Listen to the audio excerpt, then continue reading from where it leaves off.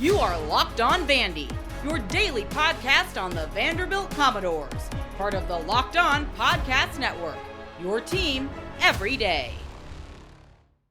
Locked On Vandy, talking about an early look at Charleston Southern. Is this a trap game? How ridiculous could that be? It's probably, with the current culture of the team, it's probably way far in the rear view, but it's something that if you don't pay attention to it, it could sneak up and bite you. I don't know, right? It's a scenario to where you have to be careful, but the likelihood of it happening is not. It's kind of like, okay, there could be a tornado watch, but the conditions are right, but not really going to happen, right? So taking a look at Charleston Southern. I was about to say Colorado. All right. Charleston Southern's coming off a 1-11 season. Not much went right with injuries and really just the overall operation. This team was pretty bad last season at 1-11. And they're looking for a spark. Coach Gabe Giardina hired a new OC, Seth Strickland. So they're looking for an identity. They're looking to be more explosive offensively. They have a couple notable players, the quarterback Caden Clay and wide receiver Kevin Boone. I think they're going to spark up quite the connection there for the Charleston Southern Buccaneers. So this is a team that you don't know much about. So they could be dangerous and they could do some things through the passing game that I think could give them a chance to be squirrely. Defensively, they finished 5th in the OVC in total defense. They added 24 players through their recruiting class, and they're a team that's very, very hungry. They're a team that's tired of being 1-11. They're a team that's going to be really scrappy. So when you look at a team like that, there's a huge talent gap between Vanderbilt and Charleston Southern, right? We know that this talent gap is very, very wide. So really this game is not necessarily about Charleston Southern. It's about Vanderbilt. Like this is the game where Vanderbilt decides how focused they're going to be, and they decide just what this point total is going to be, what the output's going to be, how they're going to attack, all that good stuff. Vanderbilt's going to dictate this game one way or the other.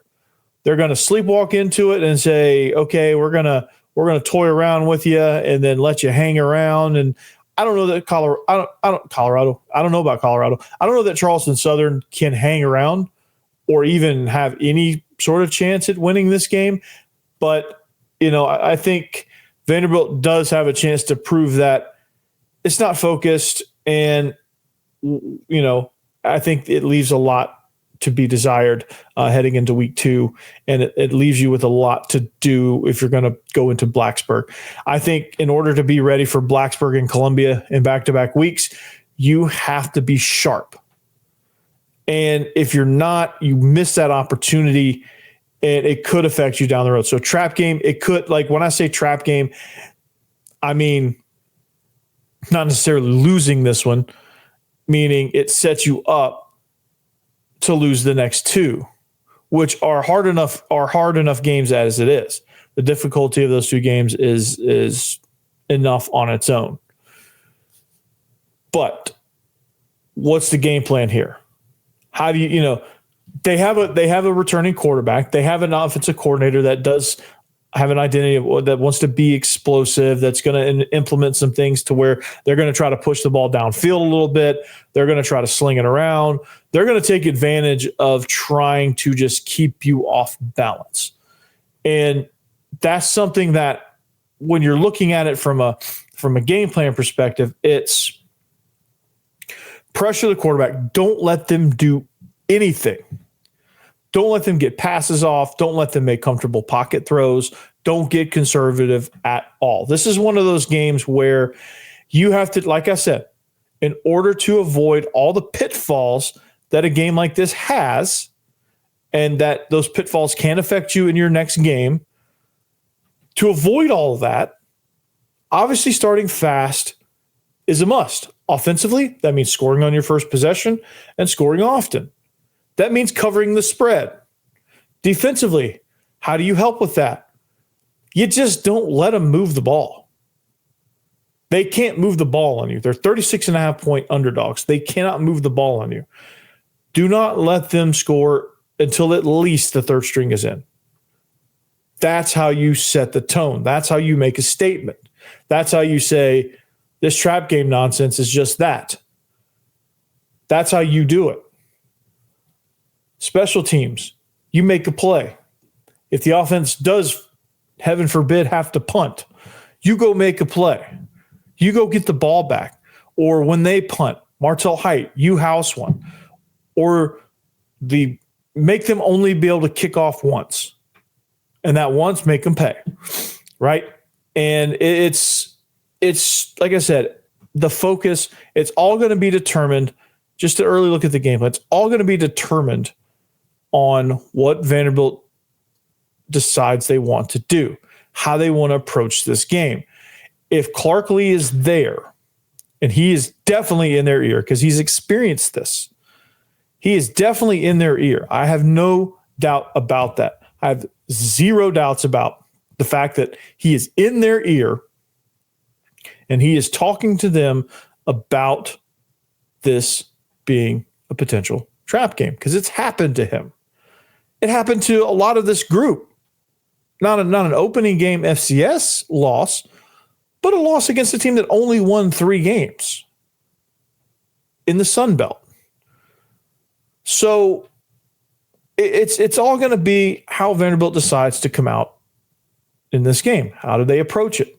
How do they approach it offensively? Are they going to be trying some things? Are they going to be looking at different scenarios? Are they going to be putting different people in different positions? Well, I think you've got to build a lead first before you start doing any of that. I think you've got to show that, hey, what we have is going to be super sharp and we're going to execute at the highest level. Because that's how a victory on the road in Blacksburg happens. That's how you snap the streak against South Carolina. You be sharp in this first game. Okay, you cannot squander that opportunity. I can't say that enough. You cannot squander that opportunity. So offensively, you have to you have to establish the line of scrimmage. Of course, that's your identity. Control the clock because that's your main identity. But then add another layer to it and push the ball down the field vertically. Show that you have that with Trey Richardson, with Junior Sherrill, with even Trent Hudson. Show that you have a vertical passing attack. Eli Stowers can do it. He can line up there at the wide receiver position as a flex tight end and go up against somebody. He did in the bowl game against Georgia Tech. He's done it all year. He did it all year last year. No reason he can't do it. Martell Height, going to get some offensive reps. Like, you have to work those things, right? Put it on film. Who cares? Let him see it. Let him prepare for it. Let him see it. Because Martell Height is that good. Trey Richardson, from all things that I'm hearing, is that good. Junior Sherrill, from all things that I'm hearing, well, he was that good last year. Just not consistent enough, right? The run game is going to be special. Defensively, swarm. Do not let him step up and make a comfortable throw in the pocket. Do not let him deliver a strike. You hit him. Don't let him follow through. Get pressure. Flush him. Make him throw it away. Disguise. Take the ball away. Swarm to the football, right? That's, you squash all of this in the first quarter by exiting the first quarter 21 or 28-0. You squash all of this talk by doing that. And that's where it stands. Is it a trap game? Could be, but not likely. That's my stance on it. That's where I'm going to leave you with it. Did you know tomorrow, or today actually, as you're listening to this, is a holiday? Yes, that's right. FanDuel. It's a FanDuel holiday because August 26th, today, is officially FanDuel Futures Day, a brand new holiday for football fans who live for bold predictions and preseason hunches. For just 24 hours, FanDuel is giving you deals on NFL season predictions. So whether you're calling your MVP, calling your shot for your MVP, eyeing a long division winner, or ready to crown your Super Bowl champ before week 1 even kicks off, this is your moment. That's right, long shot division winners. So take a flyer on the MVP race, right? So maybe Josh Allen. I don't know if that's a long shot, but I don't know if that's necessarily a flyer. But you can crown your champion in August, like the Eagles, maybe the Chiefs. You know, is there a dark horse candidate in there? I think it's going to be one of those two teams, honestly. Or division winner, dark horse, a long shot division winner. That is probably the Falcons are a long shot division winner. And I am the long division winner, just so you know. All right. So visit FanDuel app today and start planning your future bet nows. Your futures bet now. Because Futures Day is one day and one day only. FanDuel. Play your game.